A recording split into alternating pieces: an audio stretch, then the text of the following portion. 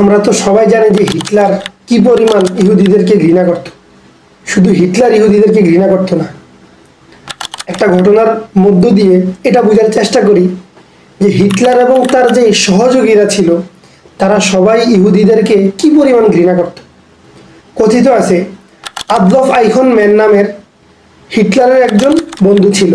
এই লোকটাই সর্বপ্রথম ইহুদিদেরকে গ্যাস চেম্বারের মধ্যে ঢুকাইয়া হত্যা করার প্রচলন শুরু করে।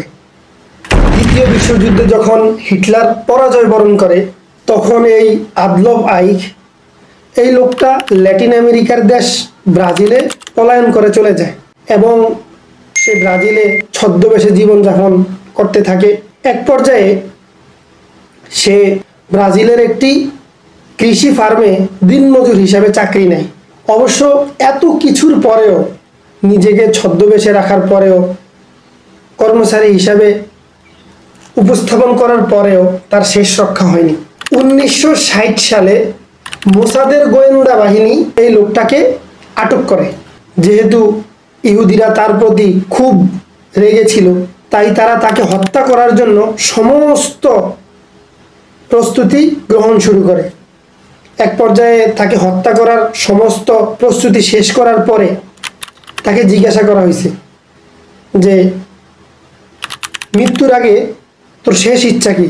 তখন সে বলছিল যে আমি তোদের ধর্ম অর্থাৎ আমি ইহুদি ধর্ম গ্রহণ করতে চাই।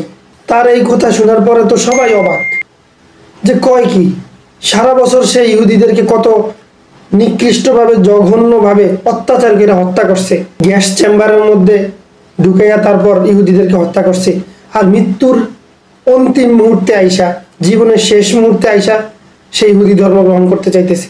এটা শোনার পরে উপস্থিত যারা ছিল তারা অনেকেই হাইসা দিছে এবং কটাক্ষ করে বলছে যে তুই কি মনে করছস, তুই ইহুদি ধর্ম অর্থাৎ আমাদের ধর্ম গ্রহণ করলে তোকে আমরা ছাইড়া দিব?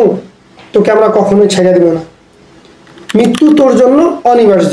তাদের এই কথোপকথনের মধ্য দিয়েই কয়েকজন লোক কৌতূহলবশত তাকে জিজ্ঞাসা করছে যে দুনিয়াতে এত কিছু থাকার পরে তোর এই ইচ্ছা কেন জাগলো যে তুই ইহুদি ধর্ম গ্রহণ করবি? তুই যেই জাতিকে নির্মমভাবে হত্যা করছস, শেষ মুহূর্তে আইসা, জীবনের শেষ সময় আইসা তুই কেন সেই ধর্মের অনুসারী হইতে চাইতেছস? তখন এই আদলফ আইখম্যান সে বলছিল যে আমি খুব ভালো করেই জানি যে তোরা আমারে হত্যা করে ফেলাবি, তাই আমি মরে যাওয়ার আগে দেখে যেতে চাই যে আরেকটা ইহুদি মারা গেছে। ইহুদিদের প্রতি তাদের বিদ্বেষ এই পরিমাণ ছিল।